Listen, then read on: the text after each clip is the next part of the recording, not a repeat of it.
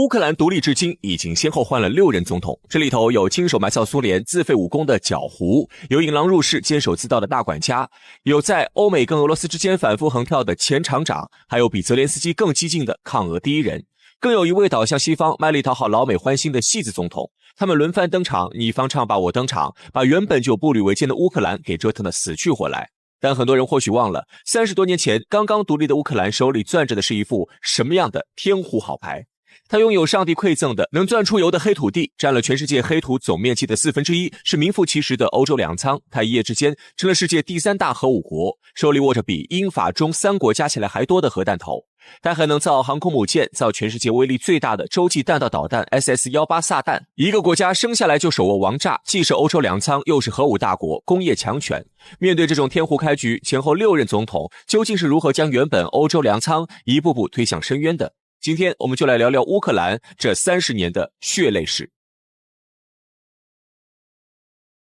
1991年苏联解体，乌克兰独立，他从那个红色巨人的尸体上继承了一份让全世界都眼红的庞大家产。这份家业厚实到什么程度？首先是农业，这是乌克兰的命根子。乌克兰境内大片平原覆盖着世界上最肥沃的黑土地，这玩意儿可不是普通的土，而是地球的精华，有机质含量极高，种什么长什么，实实打实的战略资源。靠着这片黑土地，乌克兰在苏联时期就是整个联盟的面包篮子，养活了无数人。独立之后，它完全有潜力成为整个欧洲的粮仓，靠卖粮食就能过上富裕生活。但比粮食更逆天的是它继承的军事工业，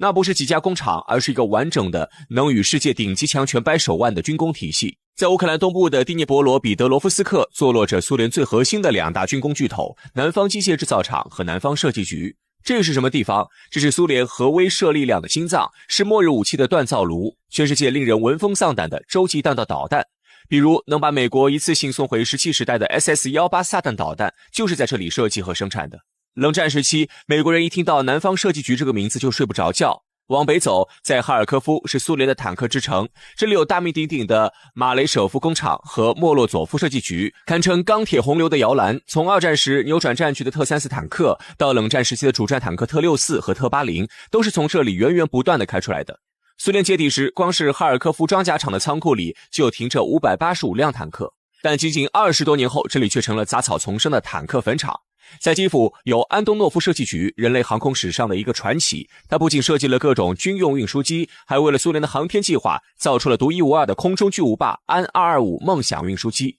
这架飞机是为了背负暴风雪号航天飞机而生的，堪称苏联国力与雄心的象征。在黑海之滨的尼古拉耶夫造船厂，更是苏联所有航空母舰的诞生地。当苏联轰然倒塌时，已经完工 68% 的瓦良格号航母就静静地停泊在这里，像一个躺在产床上夭折的钢铁巨婴，浑身锈迹斑斑，预示着一个强大海军梦想的终结。最后也是最震撼的是乌克兰领土上的核武器，超过1800枚战略核弹头，外加数千枚战术核弹，让这个刚独立的国家一夜之间拥有了仅次于美国和俄罗斯的全球第3大核武库。这是什么概念？这意味着乌克兰在军事上拥有了与世界顶级大国同归于尽的能力，是牌桌上谁也不敢轻易招惹的狠角色。但这份看似豪华的家业其实有一个致命的缺陷，它不是一个独立自主的国民经济体系，而是苏联庞大计划经济机器上的一组零件。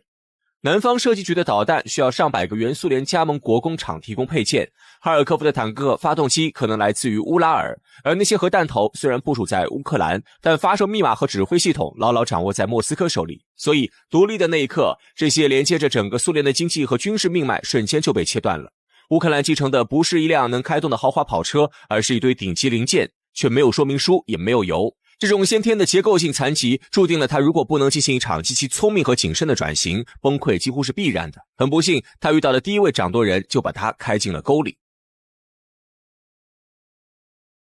乌克兰的首位总统名叫列昂尼德·克拉夫丘克，人称狡狐，是个典型的苏联官僚，一辈子都在政坛里摸爬滚打，最擅长的权力斗争，左右逢源，保全自己。有人这么评价他，在摧毁苏联的过程中，他所做的可能比任何人都要多。你让他搞政治权谋，他是一把好手，堪称老狐狸。但你让他建设一个国家，他就抓瞎了。面对乌克兰这份烫手的山芋，克拉夫丘克的选择完美体现了一个官僚的短视和投机。他干了2件大事，给乌克兰的未来挖了2个深不见底的巨坑。第一件是自废武功。刚独立的乌克兰政治动荡，经济凋敝，社会失宁，内外交困。那1800多枚核弹头在克拉夫丘克眼里不是定国神针，而是个巨大的麻烦。维护要钱，兜里却分币没有。莫斯科控制着核弹的发射密码，自己压根说了不算。更要命的是，美国和整个西方世界都对这个突然冒出来的核武大国充满了警惕和敌意。对于一个急于获得国际承认和经济援助的新总统来说，这些核武器就是最大的政治负资产。于是，在美俄的推动之下，克拉夫丘克做出了一个让后代乌克兰人捶胸顿足的决定：销毁核武器。1994年，乌克兰、美国、俄罗斯、英国在布达佩斯签署了一份安全保障备忘录。乌克兰承诺放弃所有核武器，作为交换，美俄应将承诺尊重乌克兰的主权和领土完整。这听起来像个不错的交易，但其实是士气大忽悠。美国在这里玩了个极其狡猾的文字游戏，他们提供的是安全保障，而不是安全担保。啥意思啊？就是我口头上支持你，谴责侵略你的人，但我没有出兵保护你的义务。这就好比你交出家里所有的黄金，却换来了一张空头支票。克拉夫丘克就这么用真金白银的硬实力换了一纸毫无约束力的政治承诺。除了核武器，苏联庞大的黑海舰队也被瓜分了。这支舰队的母港就在乌克兰的塞瓦斯托波尔，乌克兰占尽地利。但在混乱的分割谈判中，俄罗斯凭借更强的实力和手腕拿走了舰队绝大部分的先进舰艇，还续租了塞瓦斯托波尔军港，让自己的海军能继续驻扎在这里。这一系列操作下来，乌克兰等于亲手拆掉了自家的围墙，废掉了自己的武功，从一个谁都不敢惹的核大国变成了一个任人拿捏的软柿子。第二件大事是经济自杀。为了彻底与苏联的计划经济切割，向西方表明自己改革的决心，克拉夫丘克政府采纳了西方经济学家开出的药方休克疗法。这套理论听起来很美，主张一步到位，全面放开价格，快速私有化，让市场来决定一切。但对当时的乌克兰来说，这哪是什么疗法，这简直就是为了治感冒，直接把病人点着了。价格一放开，在生产体系已经崩溃的情况下，立刻引发了人类历史上都罕见的恶性通货膨胀。1993年时，乌克兰的物价上涨了超100倍，普通民众一辈子的积蓄在几个月内就变成了一堆废纸。当时发行的货币库邦贬值的速度比印钞机印钱的速度还快，人们去买个面包都得用麻袋装钱，整个中产阶级几乎被消灭，社会陷入了极度的贫困和混乱。克拉夫丘克的这些决定背后是他根深蒂固的苏联官僚思维，他考虑的从不是国家的长远存亡，而是如何在新环境下最快地获得西方的认可，保住自己的总统宝座。他不是不懂，而是他脑子里那套官僚操作系统只教了他怎么在权力斗争中活下来，没教他怎么从零开始建一个国家，以至于他用乌克兰的未来换取了自己短暂的现在。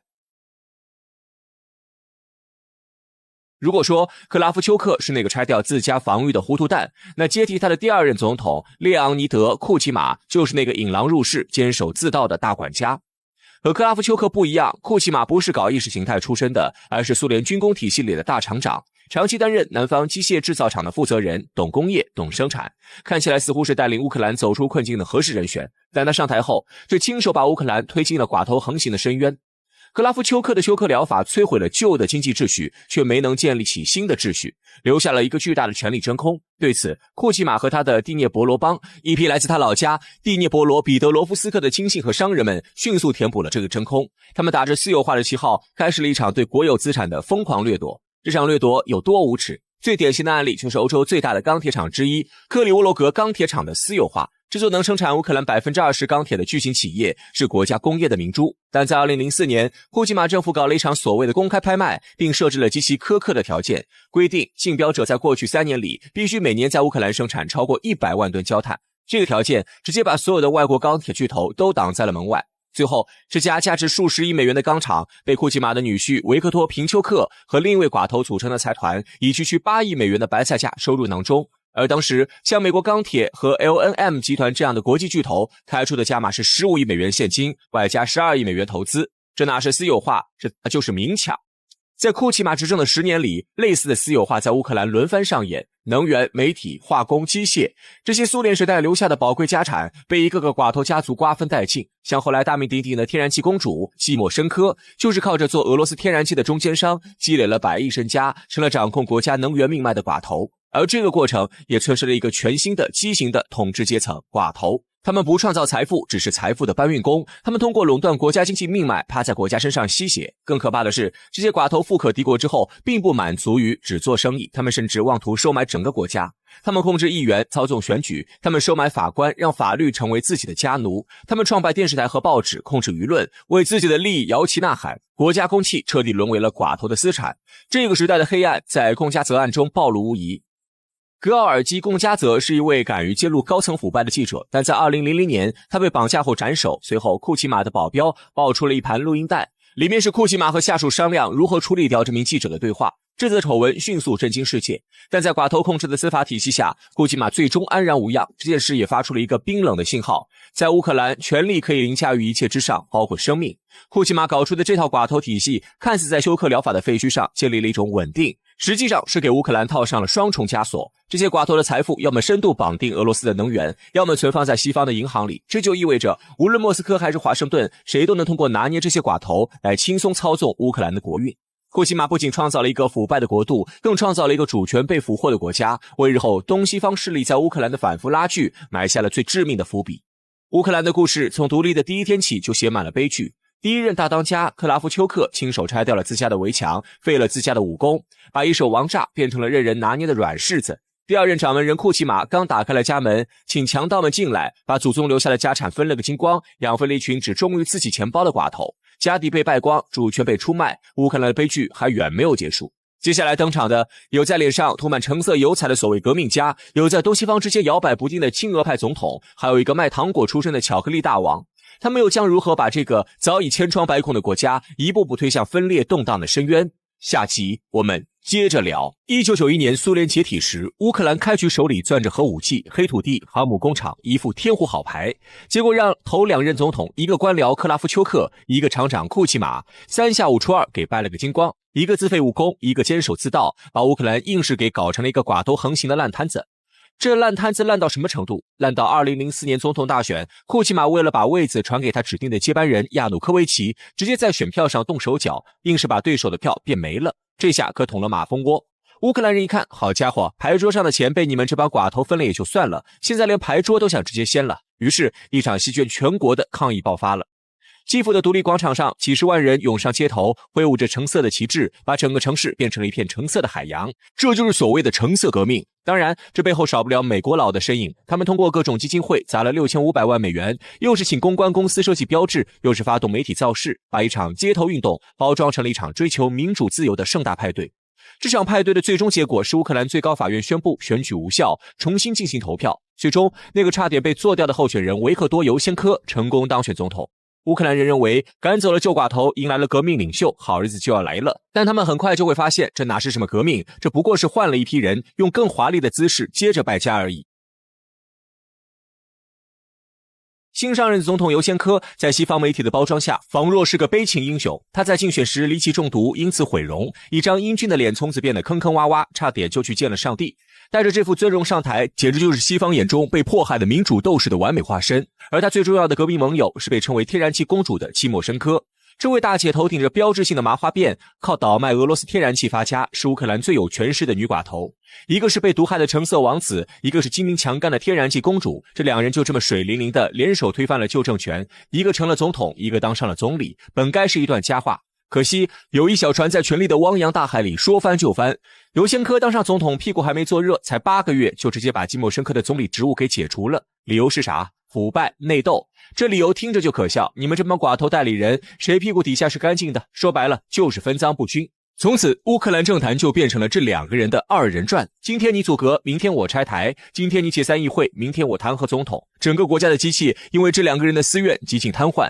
政坛大事没人管，所有人都忙着站队撕逼，政治搞得跟饭圈大战一样。基辅这帮精英在家里打得不亦乐乎，克里姆林宫的普京看的是津津有味。俄罗斯的手里有张王牌叫天然气，乌克兰的工业取暖一大半都指着俄罗斯的廉价天然气，同时俄罗斯卖给欧洲的天然气 80% 都得从乌克兰过路。这本来是个互相牵制的局面，结果被尤先科和季莫申科这对冤家给完成了自己的催命服务。2006年和2009年，俄罗斯2次对乌克兰断气，理由很简单，你们欠我24亿美元，赶紧还钱，而且以后天然气也别想打折了，跟欧洲一个价。这刀砍得又准又狠，尤先科和季莫申科正忙着互相捅刀子，谁也拿不出一个统一的方案去跟俄罗斯谈判，结果就是谈判桌上一盘散沙，被拿捏得死死的。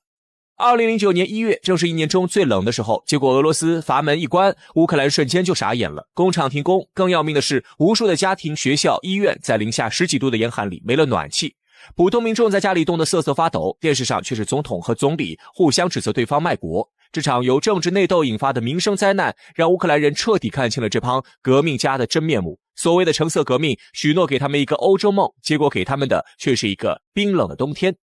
5年之后，乌克兰人彻底心寒了，他们用选票把那个曾经被他们赶下台的亲俄派亚努科维奇又给请了回来。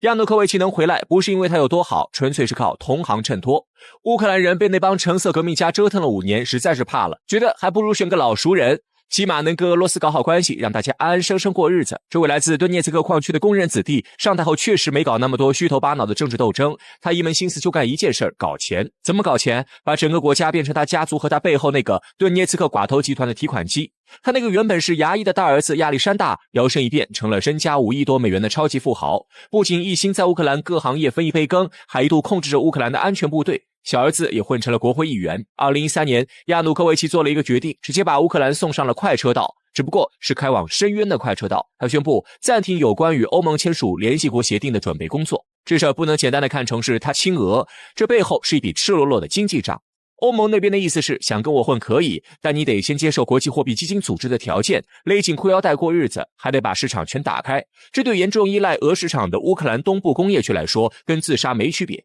好处呢，欧盟则只是画了个大饼，实际上连贷款都抠抠搜搜。再看俄罗斯这边，普京直接拍出了150亿美元的现金贷款，外加天然气价格打骨折，一边是画饼充饥，一边是真金白银。你让一个把家族利益看得比天还大的人怎么选？这题简直就是送分题。但唯一算错的是乌克兰民众对欧洲梦的执念。这个决定就像一颗火星，瞬间点燃了基辅的独立广场。一场本来是和平的亲欧集会，迅速演变成了一场暴力的广场革命。亚努科维奇知道自己算是玩完了。2月21号深夜，他连夜跑路逃到了俄罗斯。随后，愤怒的示威者冲进了他那个传说中极度奢华的庄园。结果进去一看，所有人都惊呆了。这哪是家呀，那简直就是个皇宫，占地140公顷，相当于半个摩纳哥大。里面有私人动物园，养着鸵鸟，有高尔夫球场，有一艘改造成餐厅的古董帆船，还有一个停满了豪车的博物馆。最震撼的是一个纯金的重达2公斤的面包模型，这个黄金面包成了亚努科维奇贪婪腐败的终极象征，也让他跑路跑得罪有应得。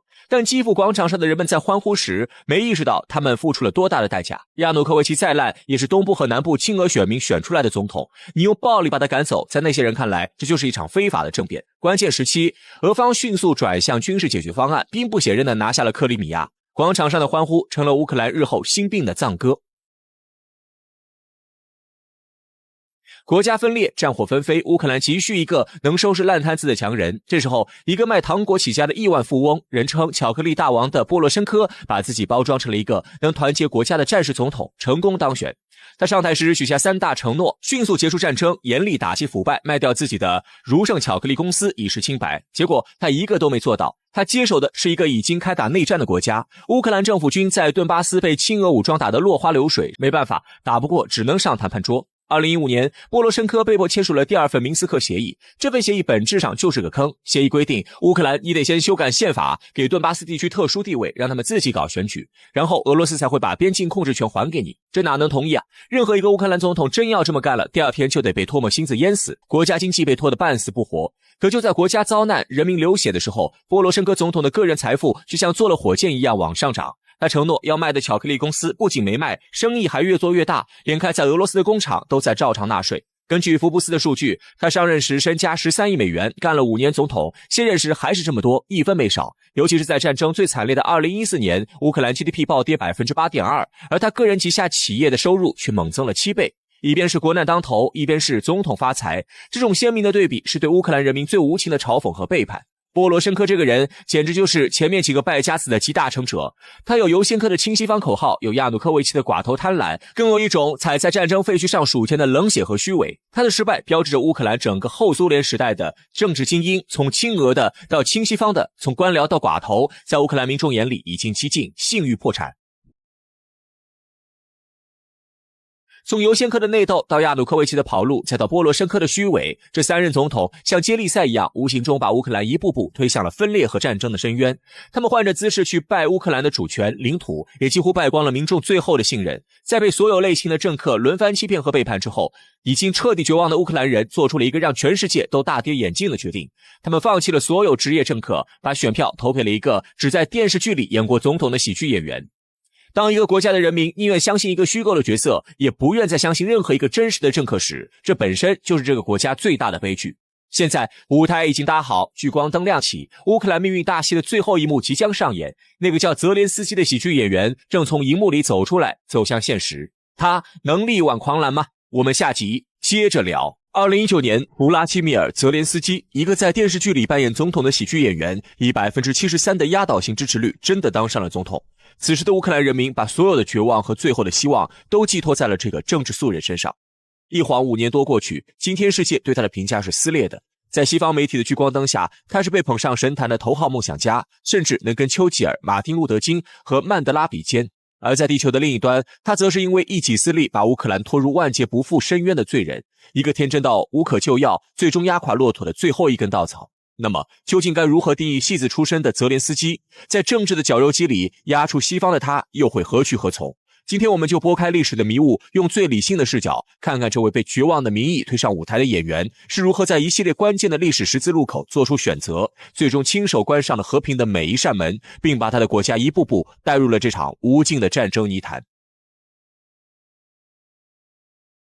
2019年的乌克兰是个什么样的烂摊子？简单来说，就是一个被寡头和腐败掏空了的国家。苏联解体后将近30年，乌克兰的经济规模甚至还没恢复到苏联时期的水平，人均月薪不到450美元，大量劳动力不断流失海外。政治上更是乌烟瘴气，寡头集团控制着国家的经济命脉，也操纵着政治。乌克兰被评为欧洲最腐败的国家之一。就拿泽连斯基的前任，号称巧克力大王的波罗申科来说，2014年时他也是顶着没有腐败污点的光环上台的，可5年下来，他承诺的和平反腐、加入欧盟一个都没兑现，反而深陷腐败丑闻，民意支持率跌到谷底。这也让乌克兰人民对这些传统政客绝望到了极点。所以泽连斯基能以超过73%的得票率碾压式当选，不仅仅是一场选举的胜利，更像是乌克兰人民发动的一场自我拯救，一次对整个旧精英阶层的集体驱逐。泽连斯基所承诺的打击腐败、剥夺议员豁免权、结束顿巴斯战争，都一一精准地击中了乌克兰民众所有的痛点。可以说，他的上台本身就是对乌克兰民意的一次巨大伸张。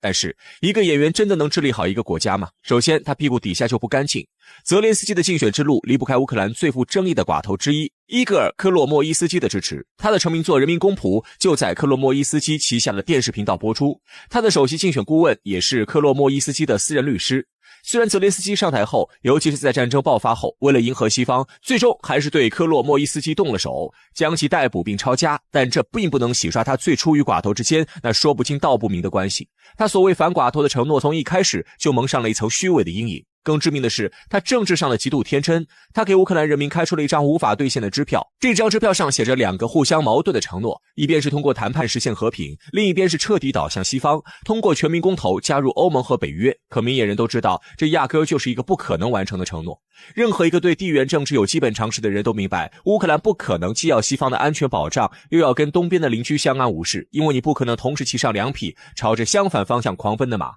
11年前那场乌克兰危机的本质，就是乌克兰在地缘政治十字路口上的一次惨烈抉择。所以泽连斯基现在的处境就很尴尬，他试图通过谈判解决顿巴斯问题，但他面对的明斯克协议本质上只是一个冻结冲突的停火协议，双方都在利用这段时间厉兵秣马，根本没有真正和解的意愿。他想对话，但手里既没有能让普京让步的筹码，也没有能让国内民族主义者满意的方案。最终，他所谓的和平努力，在残酷的地缘政治现实面前撞得粉碎。这种与生俱来的矛盾性，这种对大国博弈逻辑的无知，为乌克兰后来的悲剧埋下了最早的伏笔。泽连斯基上台时对乌克兰人民许下的最核心的承诺就是结束顿巴斯地区的冲突。在执政初期，他的确为此付出了努力，但试图重启死水一潭的诺曼底模式四方会谈，甚至顶着巨大的国内压力，原则上同意了备受争议的施泰因迈尔模式，一个旨在给予东部地区特殊地位的和平方案。然而，他严重低估了乌克兰国内政治生态的变化。经过2014年的广场革命和克里米亚事件的洗礼，乌克兰的民族主义情绪已经被彻底点燃，任何对外的妥协或让步都很可能会被视为投降和背叛。泽连斯基的和平尝试立刻在基辅街头引发了大规模的抗议，反对派骂声震天，但很快发现作为一名民选总统，自己已经被激进的民意所绑架，对俄妥协的政治空间几乎已经不存在了。对内和平之路走不通，对外俄罗斯的压力又与日俱增。走投无路的泽连斯基将目光投向了他眼中唯一的救命稻草——北约。可这条路就像是一杯致命的毒酒，表面是加入北约的安全诱惑，实则暗藏与俄罗斯产生冲突的致命危险。从2021年开始，泽连斯基政府的外交政策彻底转向，将加入北约作为国家的核心战略目标，并开始频繁与北约领导人会晤，请求获得一张成员国行动计划乃至直接的安全保障。与此同时，来自克里姆林宫的警告也变得越来越严厉。对于俄罗斯而言，北约东扩相当于顶在自己脑门上的枪口，是绝不能容忍的。普京多次强调，乌克兰加入北约是俄罗斯不可接受的红线。2021年12月，莫斯科更是向美国和北约直接提交了2份安全保障条约草案，要求北约承诺停止东扩，并从东欧撤出军事部署。这已经不是警告，而是赤裸裸的最后通牒。泽连斯基陷入了一个几乎无解的困境中，不寻求加入北约，他无法抵御俄罗斯的长期压力，也无法安抚国内日益高涨的民族主义情绪，而执意寻求加入北约，则必然会触发与俄罗斯的迎头相撞。他最终的选择是进行一场赌上国运的终极豪赌。他赌的是，只要自己姿态足够强硬，把加入北约的意愿喊得足够响亮，西方世界就一定会被他绑架，为他提供实质性的所谓安全保护。他赌的是，面对整个北约的压力，俄罗斯最终不敢真的动手。这就是他作为乌克兰败家子序列的最后一员犯下的最致命也是最无奈的错误。他高估了北约口惠而实不至的承诺，也低估了俄罗斯捍卫其地缘安全底线的决心。他试图在2个巨人的钢丝上跳舞，结果却从高空坠落，并把整个乌克兰都带入了万丈深渊。战争爆发的那一刻，弗拉基米尔·泽连斯基终于又回归了他喜剧演员的角色。他把整个世界变成了他的舞台。他对美国国会、英国议会、欧洲议会的视频演讲，把忽悠发挥到了极致。他通过运用历史典故、道德感召等手段，刻意去触动西方民众内心最柔软的地方，并成功的将一场区域冲突包装成了一场民主对抗专制的全球圣战。在战争初期，当俄军的攻势在基辅城下受挫时，和平的窗口曾经短暂的打开过。在2022年3月底的伊斯坦布尔谈判中，俄乌双方一度接近达成协议。当时的草案明确，乌克兰将在国际安全保障下确立中立地位，但这个窗口很快就被砰的一声关上了。随着西方海量的武器援助涌入乌克兰，随着英国和美国的高官不断访问基辅，劝说他不要过早妥协，泽连斯基的立场也发生了180度的大转弯。他放弃了伊斯坦布尔谈判的妥协路线，转而提出了一个不可能实现的10点胜利方案。俄军必须完全撤出包括克里米亚在内的所有乌克兰领土，追究俄罗斯的战争罪行，由俄罗斯支付高昂的战争赔款等等。从寻求妥协到追求完胜，这个转变的背后是乌克兰彻底失去了自己的战略自主权。当你的生存完全依赖于外部援助时，你就不得不按照金主的剧本演下去。泽连斯基的角色从一个寻求和平的乌克兰总统变成了一个领导西方代理人战争的总司令，而如今战争已经演变成一场残酷的看不到尽头的消耗战。乌克兰东部的工业心脏已经变成了一片焦土，数以千万计的国民流离失所，沦为难民，整个经济几近崩溃，只能靠着西方的援助苟延残喘，这无异于将乌克兰拖入逐渐毁灭的深渊。他实现了自己眼中个人的历史定位，但代价却是整个民族的未来。军事上看不到胜利的希望，政治上又堵死了所有通往和平的道路，无尽的泥潭已经成了乌克兰最真实的写照。现在我们可以为这6位败家子总统的故事画上一个句号了。从克拉夫丘克、库奇马、尤先科，再到亚努科维奇、波罗申科，他们更像是慢刀子割肉，为了寡头集团和个人的私利，用30年的时间一点点地掏空了国家的根基。他们的败家是主动的、自私的、毫无底线的，而泽连斯基的败家则更像一个经验匮乏的年轻继承人，在接手濒临破产的家族企业后，试图用一场孤注一掷的外部豪赌来挽救危局。他赌上了乌克兰的国运，希望通过彻底倒向西方来解决内部所有的问题。他的动机或许是为了翻盘，但他的政治幼稚病和对国际关系的致命误判，最终导致了最坏的结果。从国家命运的宏大叙事来看，他不仅没能逆转乌克兰的沉沦，反而亲手将欧洲粮仓推进了充满熊熊烈火的无尽深渊之中，把仅存的家底也彻底败光了。